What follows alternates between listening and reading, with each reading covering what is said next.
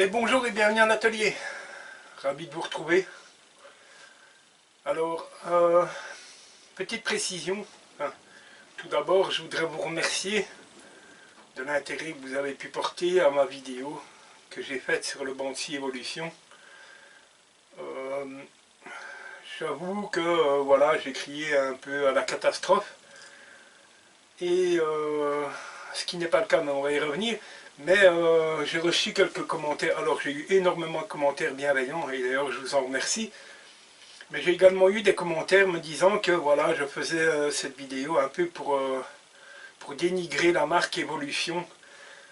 Alors je veux juste préciser que tout d'abord ce n'est pas le cas quand je fais des présentations d'outillage.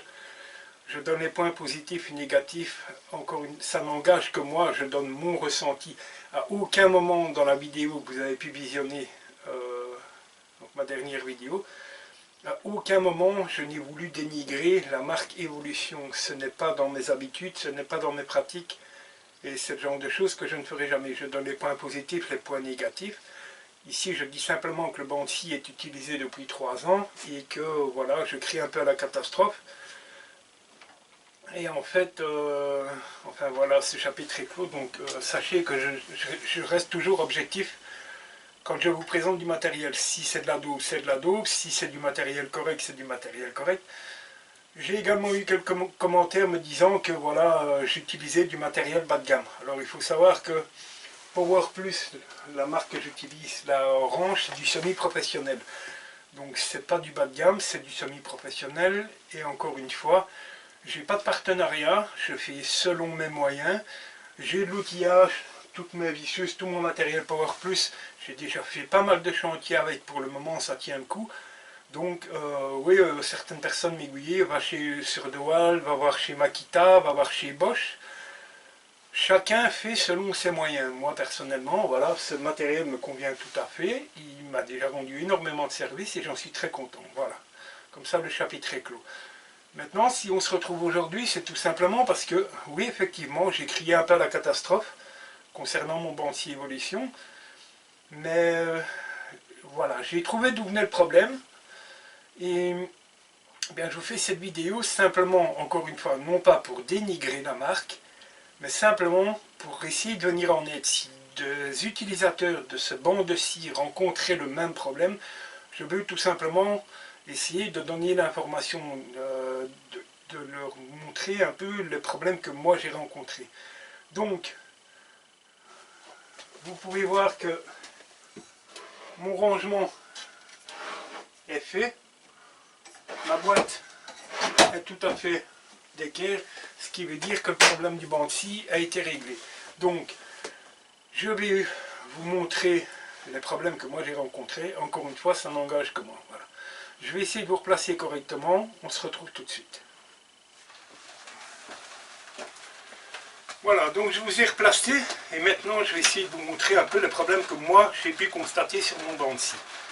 Donc dans un premier temps, il y a un peu de démontage à faire. Donc on enlève le guide. Pardon pour la qualité du son, mais on a un peu de pluie. Donc j'avais ce problème de mouvement du chariot dans ce sens-là et mon guide qui partait dans le mauvais sens. Alors, il y a deux choses que j'ai constatées. Pour ça, je dois faire un peu de démontage. Donc, je vais faire un peu de démontage, je vais vous passer ça en accéléré. Et ben, tout simplement, après, vous allez voir ce qui se passe.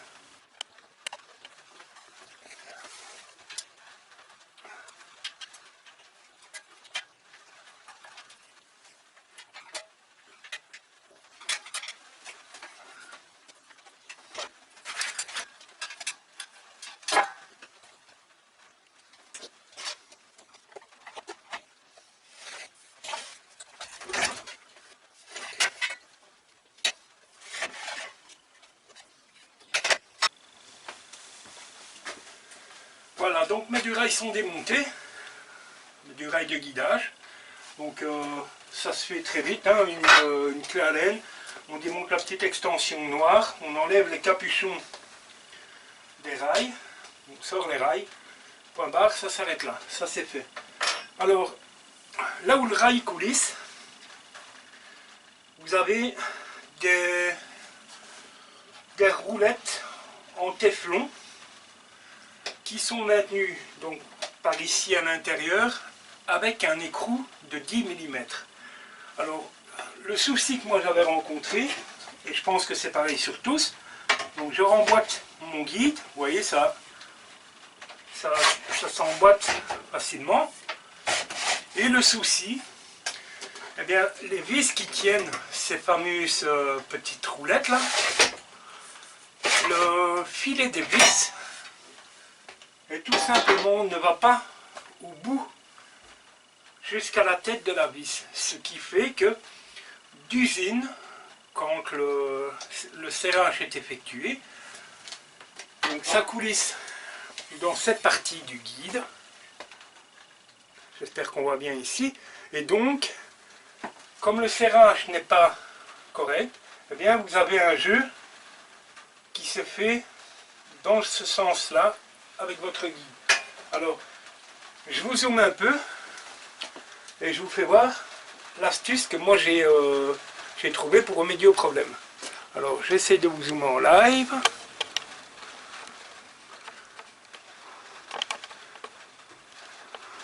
Voilà. Donc votre guide coulisse sur ces deux petits patins là, alors qui ne sont pas libres, et donc quand vous emboîtez le guide, voilà, quand on met le guide dessus, il y a un flottement, ce qui fait que votre guide part dans tous les sens. Moi ici c'est plus le cas parce que c'est corrigé, et là vous voyez que j'ai plus de jeu dans mon guide. Alors la solution elle est simple, je pense que vous le voyez à l'écran. J'ai tout simplement déboulonné à l'arrière, j'ai ajouté une flotte, une rondelle, de l'épaisseur pour corriger le jeu. Et maintenant, quand j'installe mon guide, je n'ai plus aucun jeu. Vous voyez, mon guide tient parfaitement. Je vous dézoome, pardon.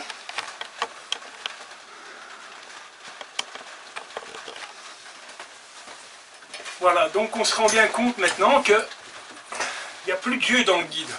Et il coulisse tout à fait normalement.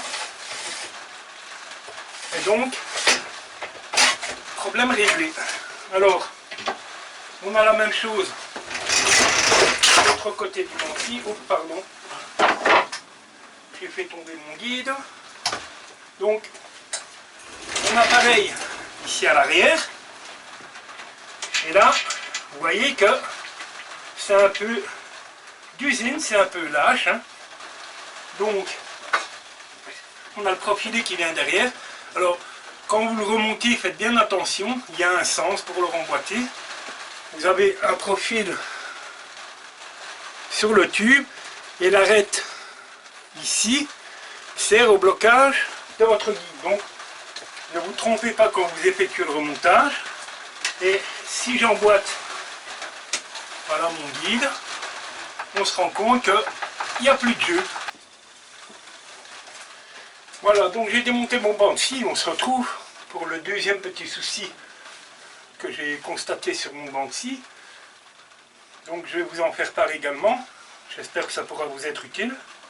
Alors, donc on se retrouve ici avec la molette qui vous sert à verrouiller le guide. Quand vous faites coulisser le guide avec les durails, donc quand on sort l'extension, on a cette poignée qui verrouille tout simplement la distance à laquelle on écarte l'extension. Alors ici, je vais essayer de vous placer autrement. Je vous fais ça en live, hein, pardon. Hein. Donc soyez pas malade. Je suis un peu bloqué là. Voilà. Donc, je vous tourne. Et on se retrouve ici. Donc vous avez cette molette qui verrouille l'extension. Le souci que moi j'ai rencontré, alors je vous recadre un peu, pardon. le souci que moi j'ai pu constater, alors est-ce au montage d'usine c'est possible? Est-ce que c'est moi en manipulant mon bandci qui aurait fait bouger ce système? C'est tout à fait possible également, donc je ne remets pas en cause la marque. Toujours est-il que je vais vous montrer d'où vient le problème. Le souci qu'on peut rencontrer, c'est donc le verrouillage se fait par une espèce d'écrou à griffes qui est dans une molette, dans une rondelle plastique tout simplement.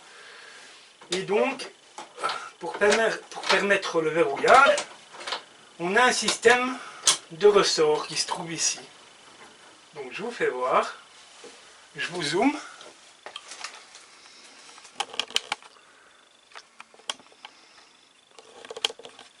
Donc, on a ce système avec un ressort et une flotte ici. J'espère que ça paraît bien à la caméra.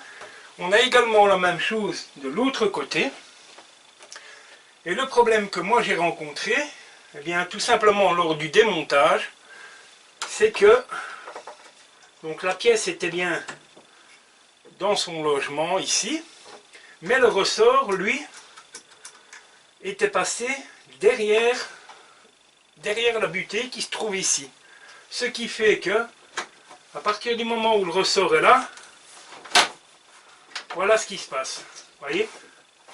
Et on n'a donc aucune force qui s'exerce sur la presse en fait. Donc faites bien attention, c'est possible que ce soit le cas sur votre machine. Il suffit simplement d'y remédier en venant pousser le ressort et en repassant cette fameuse rondelle, voilà, là où elle doit se trouver, c'est-à-dire derrière cette petite butée. Alors, on peut également effectuer un réglage ici, sur ce fameux écrou à griffes qui n'en est pas un, mais qui ressemble fortement. Donc on a un réglage de ce côté-ci, et on a un réglage également de l'autre côté. Donc, je vous dézoome. Je vais vous faire voir le positionnement exact, si j'y parviens. Voilà.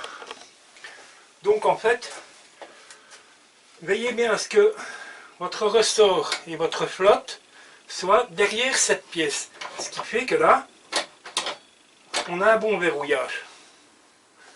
Or, moi, c'était comme ceci. Le ressort était passé derrière la pièce, ce qui fait que il n'avait aucune utilité, tout simplement. Donc, je le replace. Alors, c'est très simple, hein. Voilà, là il est dans son emplacement. Et on va essayer de remettre le guide et on va voir si ça se verrouille.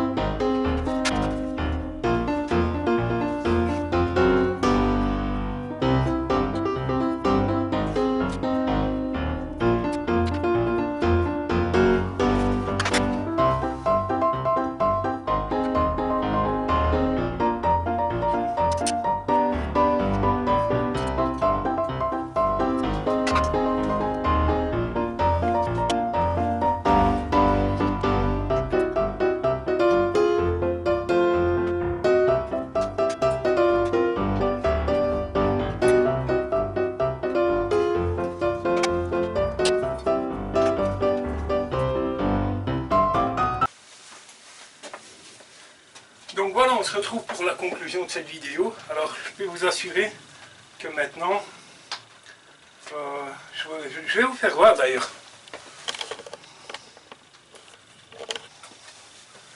Voilà, donc, j'ouvre mon extension, je verrouille, et j'ai plus aucun jeu. Mon guide tient relativement bien. Mon extension coulisse parfaitement. Et voilà. Je replace. Donc voilà. Alors, problème identifié. Alors oui, effectivement, voilà, je le reconnais. J'ai crié un peu à la catastrophe, tout simplement. Beaucoup trop rapidement, je pense. J'aurais dû prendre le temps de vérifier ce qui posait problème. Ceci étant dit, c'est une surprise parce que je reviens à l'atelier depuis X temps. J'essaye d'utiliser mon bandsi et voilà, rien ne fonctionne. Sur le coup, on peut comprendre que voilà, ça peut un peu poser problème. Et je pense que on a tendance à crier un peu trop vite à la panique parce qu'on tient son outillage. Ceci étant dit, le problème est réglé, donc non, hors de question, le bandsi Evolution n'ira pas à la déchetterie, bien au contraire. J'espère encore l'utiliser très longtemps. En tout cas, encore un tout grand merci de l'intérêt que vous avez pu porter à la vidéo qui est parue juste avant celle-ci. Et encore une fois, je me répète peut-être, mais à aucun moment je n'ai voulu dénigrer la marque Evolution. Je sais que c'est un bandsi d'entrée de gamme. Alors certains m'ont dit, oui, tu devrais plutôt passer chez Makita ou Bosch ou ce genre de choses. Alors, moi j'ai pour principe, je me considère comme un bricoleur. Pour ceux qui suivent ma chaîne, vous le savez, je me considère comme un bricoleur. Il faut savoir que moi je pars du principe que peu importe le prix du matériel que vous utilisez, alors oui, évidemment, comme tout le monde, j'aimerais avoir de grandes marques. Malheureusement, c'est pas le cas. Je fais avec mes moyens, voilà. Mais encore une fois, ce n'est pas la qualité de ton outillage qui va faire la finition de ton projet. Certes, c'est un bandsi d'entrée de gamme qui a sans aucun doute certains problèmes de précision auxquels on peut y remédier. Moi, j'y suis parvenu. Le chariot, voilà, j'ai plus de jeu dedans. Mon guide fonctionne parfaitement, voilà, ce genre de choses. Alors, j'ai pas, tout simplement pas les moyens de m'offrir du Bosch ou du Makita. Tout le matériel que vous voyez dans l'atelier que j'utilise, ce sont des achats faits avec mon propre argent. Je n'ai actuellement aucun partenariat, même si ça me plairait beaucoup. Mais voilà, tout simplement, oui, c'est un bandsi d'entrée de gamme, mais c'est un bandsi qui, jusqu'à présent, m'a très bien rendu service. Oui, effectivement, j'ai crié à la catastrophe. J'aurais dû me remettre en question, chose que j'ai faite suite aux réactions que j'ai eues dans les commentaires. Et voilà, chose faite, le bandsi est tout à fait opérationnel. Et eh bien, tout simplement, je ne compte pas en changer actuellement. Voilà. Donc, il n'y a pas de critique. Simplement, je voulais vous montrer les problèmes que vous pouvez rencontrer avec ce genre de machine. Si j'ai pu vous être utile, avant tout, c'est le but de ma chaîne. Voilà, c'est de vous partager mes problèmes, mes solutions. Voilà. Ici, je me suis rendu compte du problème. Et je voulais tout simplement vous en faire profiter. Voilà. Donc, eh bien, comme d'habitude, si vous aimez ce que je fais, il y aura un bouton pour s'abonner, liker, partager. Au passage, un énorme merci aux nouveaux abonnés. Je suis ravi de vous accueillir sur ma chaîne. Ça me fait énormément plaisir. On a passé le cap des 1130 abonnés, je pense, 1120 de mémoire, je ne sais plus exactement. On a passé le cap des 1100, c'est tout simplement fantastique. Je vous remercie du fond du cœur. Voilà. Et on se retrouve très bientôt à l'atelier avec un énorme plaisir. J'espère avoir pu vous être utile. Si c'est le cas, eh bien n'hésitez pas, faites-le moi savoir. ça me fera toujours bien plaisir de savoir que j'ai pu venir en aide, voilà. Et voilà, c'est ma façon de fonctionner. Je ne vous tiens pas plus longtemps, je vous souhaite soit une bonne journée, soit un agréable week-end. Et on se retrouve très bien vite dans l'atelier au fil du bois. Allez, ciao!